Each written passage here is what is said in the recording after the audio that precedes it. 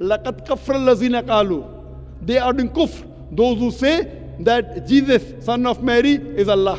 بسم اللہ الرحمن الرحیم. السلام علیکم ناظرین، ہمارے دینی چینل میں آپ کو خوش آمدید کہتے ہیں. اگر کوئی مجھے مسلمان کہے تو مجھے خوشی ہوگی، کوئی عیسائی کہے تو بھی خوشی ہوگی. میں بدھسٹ ہوں مگر میں اسلام کا بھی مطالعہ کرتا ہوں. میرے نزدیک اسلام بہت اچھا مذہب ہے اور میرا اس پر بھی ایمان ہے کہ چاہے آپ اللہ کہیں، چاہے بھگوان کہیں یا برہما کہیں، خدا ایک ہی ہے. اور میرا عقیدہ توحید پر بھی ایمان ہے، مگر ساتھ ہی یہ بھی ماننا ہے کہ اگر کوئی بھی ہوں، خدا آپ کو الگ نظر سے نہیں دیکھتا، کیونکہ میں نے قرآن میں پڑھا ہے کہ یہ اچھے اعمال ہیں جن کی قدر و منزلت ہے. اس کا مطلب ہے مذہب چاہے جو بھی ہو، صرف اچھے اعمال ہوں تو آپ کو قبولیت کی سند مل سکتی ہے. یہ الفاظ رچرڈ نامی ایک ایگزیکٹو ڈائریکٹر کے تھے جس نے ڈاکٹر ذاکر نائک کے سامنے آ کر لمبی چوڑی تقریر کی، اور ڈاکٹر صاحب نے بھی اس کے سوالوں کا بہت تفصیل سے جواب دیا. اس شخص نے 2 سوال کیے، دونوں بہت ہی الجھانے والے تھے، اور ڈاکٹر صاحب ان سوالوں کے جواب بھی دینے پر مجبور ہو گئے جن کو وہ غلط تصور کرتے ہیں، اور اسی چیز کو منطق کے ذریعے بھی سمجھانے لگے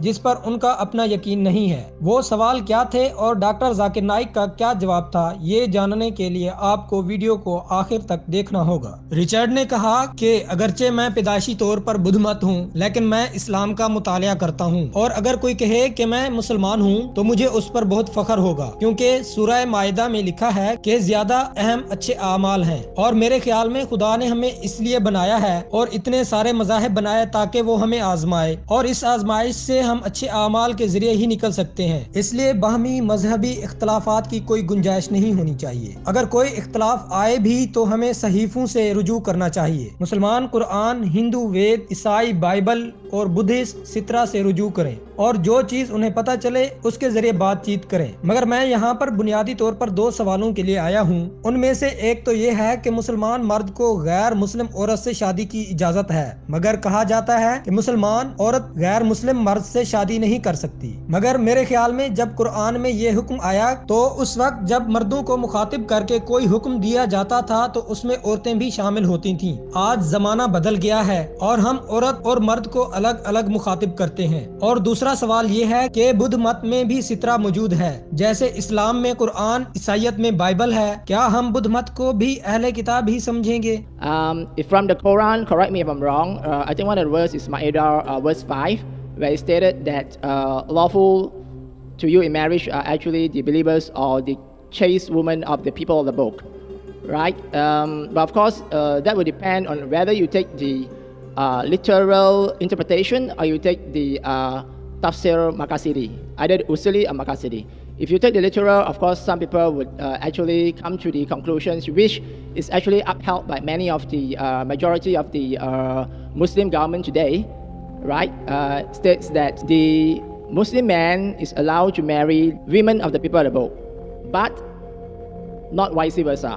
ڈاکٹر ذاکر نائک نے اس شخص کا سوال سنا اور پھر اس کو بتایا کہ سوال 2 یا 3 لائنوں کا ہوتا ہے. آپ نے لمبی سی تقریر کر دی. بہرحال میں پہلے آپ کے دونوں سوالوں کے جواب دوں گا اور پھر آپ کی اس تقریر کا بھی جواب دوں گا. ڈاکٹر ذاکر نائک نے اس شخص کو بتایا کہ قرآن پاک کی آیت ہے کہ آج تمہارے واسطے سب پاکیزہ چیزیں حلال کی گئی ہیں، اور اہل کتاب کا کھانا تمہیں حلال ہے اور تمہارا کھانا انہیں حلال ہے، اور تمہارے لیے حلال ہیں پاک دامن مسلمان عورتیں اور ان پاک دامن عورتوں میں سے جنہیں تم سے پہلے کتاب دی گئی ہے، جبکہ ان کے مہر انہیں دے دو، ایسے حال میں کہ نکاح میں لانے والے ہوں، نہ کہ بدکاری کرنے والے اور نہ خفیہ آشنائی کرنے والے. اور جو ایمان سے منکر ہوا تو اس کی محنت ضائع ہوئی اور وہ آخرت میں نقصان اٹھانے والوں میں سے ہوگا. اس آیت کے مطابق دیکھا جائے تو مسلمان مرد کو اہل کتاب سے شادی کی اجازت ہے، کیونکہ اس میں کہا گیا کہ تمہارے لیے حلال ہیں پاکیزہ عورتیں جو اہل کتاب ہیں. اگر اس آیت کے معنی میں جائیں تو اس کے مطابق تو شادی ہو سکتی ہے، مگر میرا کچھ اختلاف ہے جو میں بعد میں بیان کروں گا. ڈاکٹر صاحب کا کہنا تھا کہ عربی زبان میں باقی تمام زبانوں کی طرح ہی اس میں بھی وہی اصول ہیں جو دوسری زبانوں میں ہیں. جب بھی مردوں کو پکارا جاتا ہے تو اس میں کئی مرتبہ عورتوں کو بھی بغیر مخاطب کیے ان میں شامل کیا جاتا ہے، مگر جب بھی عورت کو مخاطب کیا جائے تو اس میں کبھی بھی مرد شامل نہیں ہوتے. مثال کے طور پر میں بطور ڈاکٹر کہتا ہوں کہ عورت بچے کو جنم دیتی ہے تو کبھی یہ نہیں کہوں گا کہ مرد بھی جنم دیتے ہیں، کیونکہ بچے پیدا کرنا عورت کی ہی ذمہ داری لگائی گئی ہے. Many a times man includes women, but not always. Similarly, in the Arabic grammar, when you know the gist, yeah, you are Nas. Nas is actually male. But when I translate, oh humankind, I say. So in Arabic also it's the same. When the male is referred to, female is included, but not always. And that you come to know by the context. In this verse, it does say, lawful for you to marry a woman of the Ahle Kitab. So woman never includes man in Arabic, never.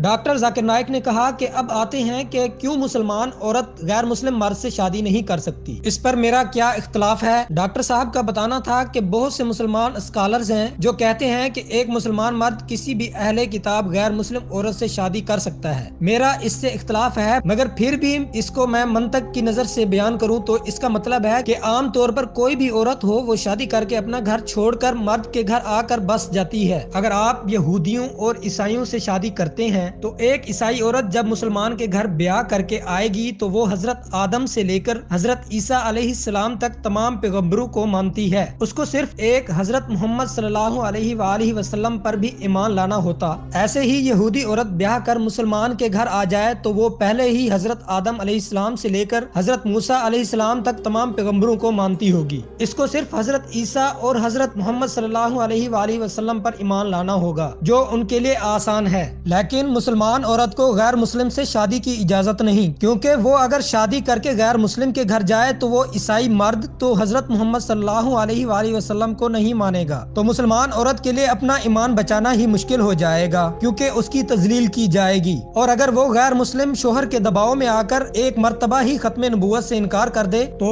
उसका तो सारा ईमान ही ज़ाय हो गया। मगर मेरा यहाँ पर उन स्कॉलर से भी इख्तलाफ है जो कहते हैं कि मुसलमान मर्द को गैर मुस्लिम औरत से शादी की इजाजत है, और इसकी वजह मैं बयान करता हूँ क्यों। कुरान पाक में सूरह बकरा में लिखा है कि और मुशरिक औरतें जब तक ईमान ना लाएं उनसे निकाह ना करो, और मुशरिक औरतों से ईमानदार लोंडी बेहतर है, गो वो तुम्हें भी मालूम हो। और मुशरिक मर्दों से निकाह ना करो यहाँ तक कि वो ईमान लाएं, और अलबत्ता मोमिन गुलाम मुशरिक से बेहतर है, अगरचे वो तुम्हें अच्छा ही लगे। ये लोग दोज़ख की तरफ बुलाते हैं और अल्लाह जन्नत और बख्शिश की तरफ अपने हुक्म से बुलाता है। और फिर सूरह माइदा में लिखा है कि वो कुफ्र कर रहे हैं जो कहते हैं कि जीसस खुदा है। एक आयत कहती है कि शादी कर सकते हैं, दूसरी कहती है कि काफरों और बुत परस्तों से शादी नहीं हो सकती। तो मेरे नजदीक आप उस औरत से शादी नहीं कर सकते जो कहती है जीसस खुदा है। नाउज़ बिल्लाह। Now one more verse of the Quran of Surah Maida, chapter number 5, verse number 72 says, لَقَدْ كَفْرَ الَّذِينَ قَالُوا,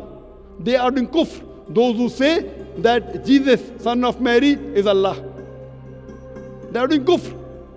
So one verse of the Quran says you can marry from the Ahle Kitab who are modest. One verse of the Quran says you cannot marry those who do kufr, those who do shirk. Another verse of the Quran says, Surah Maida chapter 5 verse 72-73, that they are doing kufr. Those who say Jesus, son of Mary, is Almighty God. Based on this, you cannot marry a Ahle Kitab girl who says that Jesus is God. Doctor Zakir Naik ने कहा कि अब सवाल पैदा होता है कि फिर शादी किससे कर सकते हैं। तो इसका जवाब सूरह इमरान में दिया गया है। मुसलमान बेहतरीन लोग हैं जो बनी नूह इंसान के लिए इर्तिका पजीर हैं, अच्छे कामों से लुत्फ अंदोज होते हैं और बुराई से मना करते हैं और अल्लाह पर यकीन रखते हैं। अगर अहले किताब ईमान रखते तो उनके लिए भी बेहतर होता। उनमें से कुछ ऐसे हैं जो मोमिन हैं। डॉक्टर साहब ने कहा कि मेरे नजदीक कुरान में तजाद नहीं हो सकता। एक आयत कहती है कि काफरों से शादी नहीं कर सकते और दूसरी आयत कहती है कि अहले किताब में से भी कुछ लोग हैं जो जीसस को खुदा नहीं कहते, मगर अक्सरियत जीसस को खुदा कहती है। डॉक्टर जाकिर नाइक ने कहा कि आपने कहा मैं मुसलमान और ईसाई कहलाए जाने पर भी फख्र करूंगा। ये सुनने में तो अच्छा लगता है, मगर जिसके पास इल्म है उसके नजदीक ये तजाद है। मैं भी कहता हूँ कि अगर ईसाई होने का मतलब जीसस की तालीमात पर अमल करना है तो मैं ईसाइयों से ज्यादा ईसाई हूँ, क्योंकि जीसस मुसलमान थे। मगर मानवी एतबार से क्रिश्चियन उस शख्स को कहते हैं जो क्राइस्ट की इबादत करता है। जैसे ही आप कहते हैं कि मैं क्रिश्चियन हूँ, आप मुसलमान नहीं हो सकते। इसलिए जब आप अल्फाज का इस्तेमाल करते हैं तो ये आपकी नीयत को ज़ाहिर करने चाहिए। अगर आपका मतलब है कि जीसस की तालीमात पर अमल करने वाला ईसाई हो तो आप मुसलमान हैं, क्योंकि मानवी एतबार से देखें तो आप बैक वक्त क्रिश्चियन और मुसलमान नहीं हो सकते। ये सुनकर उस शख्स ने कहा कि मैं जीसस को खुदा नहीं मानता। डॉक्टर साहब ने उसकी तारीफ की और कहा कि अगर वाकई ऐसा है तो आप अपने आप को मुसलमान कहलवाने में फख्र फख्र कर सकते हैं। पूरा हाल तालियों से गूंज उठा। डॉक्टर जाकिर नाइक ने कहा कि मैं कहता हूँ कि जोग्राफियाई मानी के एतबार से मैं खुद को हिंदू कहता हूँ, क्योंकि हिंदू का मतलब सिंध का रहने वाला है। मगर वहीं मैं ये भी कहता हूँ कि अगर हिंदू होने का मतलब बुतों की पूजा करना है तो मैं हिंदू नहीं हूँ। I meant the original spirit. I don't believe Jesus is the Son of God. Correct. That means you're not like a normal Christian. Very good. Then if you say you're a Muslim, I can accept you. Very good. That's the reason when you do comparative religion, I'm very careful. When I say I'm a Hindu, geographically I'm a Hindu. At the same time I say, if you say Hindu is a person who do idol worship, I'm not a Hindu. मानता है कि खुदा की कोई तस्वीर नहीं। जो हजरत मोहम्मद सल्लल्लाहु अलैहि वसल्लम को आखिरी नबी मानता हो वो मुसलमान है। ये शख्स बोला कि मैंने इसीलिए कहा था कि मैं अच्छा मुसलमान और अच्छा ईसाई कहलाने जाने पर फख्र करूंगा। डॉक्टर साहब ने पूछा कि जो आपका ईमान है क्या इसको अरबी में दोहराना चाहेंगे? ये शख्स बोला कि सूरह माइदा में अल्लाह ताला ने वाज़े कर दिया है कि अगर वो एक ही मजहब बनाना चाहता तो वो बना देता, मगर उसने ऐसा नहीं किया। उसने कुरान में लिखा है कि अगर अल्लाह चाहता तो सबको एक ही उम्मत कर देता, लेकिन वो तुम्हें अपने दिए हुए हुक्मों में आजमाना चाहता है, इसलिए नेकियों में एक दूसरे से बढ़ने की कोशिश करो। डॉक्टर साहब ने कहा कि नहीं, आपको गलत फहमी है। अल्लाह ताला ने ये इसलिए नहीं आयत नाजिल की, बल्कि उसने तो तंबीह की है कि अगर अल्लाह चाहता तो एक ही उम्मत और एक ही मजहब बना देता, मगर वो इम्तिहान लेना चाहता है। एक ही मजहब होता तो फिर इम्तिहान कहाँ होना? अगर उस्ताद कहे कि मैं चाहूँ तो सबको पास कर दूं तो कोई नहीं पढ़ेगा। सूरह मुल्क में अल्लाह ताला ने फरमा दिया है कि ये अल्लाह ही है जिसने जिंदगी और मौत को पैदा किया ताकि देखे कौन अच्छा है। उसने पहले ही फरिश्तों को बना दिया, मगर इंसान ही हैं जिनको आजाद मर्जी मिली है। Dr. Zakir Naik, based on verse 48 Ma'idah, I think Allah or God has made it so clear that it is not His will. You know, He said, if I had so will, I'll make you a single people, but that's not His plan. So in other words, Allah knows best, and no, that's not His plan. Does not that verse of the Quran, if He wanted, He could have made everyone believe. Then where is the test? If the teacher says, if I want, I can pass everyone, then no one will study.